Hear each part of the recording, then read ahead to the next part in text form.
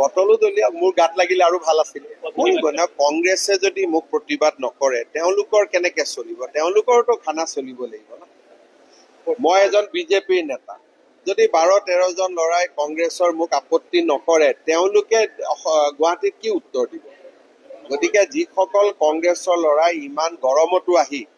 কষ্ট কৰিছে তেওঁলোককতো সমবেদনাই জনোৱা ভাল তেওঁলোকক ধন্যবাদহে দিব লাগে ইয়াত বেয়া পাবলগীয়া কি আছে বটলো দলীয় মোৰ গাত লাগিলে আৰু ভাল আছিল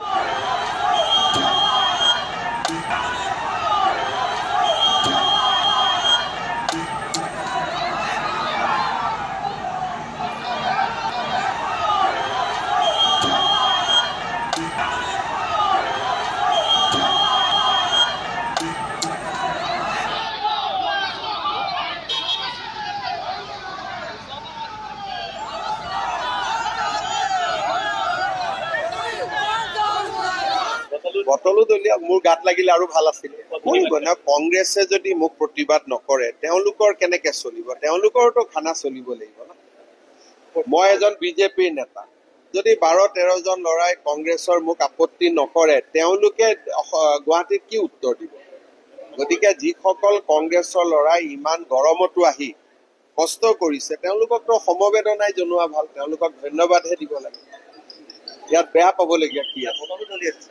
বটলো দলীয় মোৰ গাত লাগিলে আৰু ভাল আছিল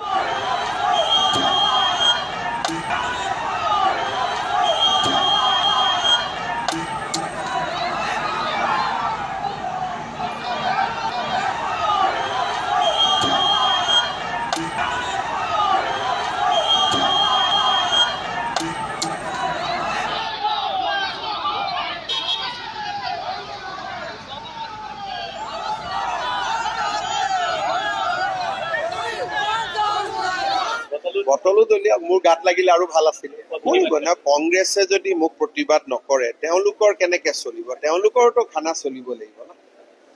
মই এজন বিজেপিৰ নেতা যদি 12-13 জন লৰাই কংগ্ৰেছৰ মোক আপত্তি নকৰে তেওঁলোকে গুৱাহাটীত কি উত্তৰ দিব গতিকে যিসকল কংগ্ৰেছৰ লৰাই ইমান গৰমতো আহি কষ্ট কৰিছে তেওঁলোককতো সমবেদনাই জনোৱা ভাল তেওঁলোকক ধন্যবাদহে দিব লাগে ইয়াত বেয়া পাবলগীয়া কি আছে বটলো দলীয় মোৰ গাত লাগিলে আৰু ভাল আছিল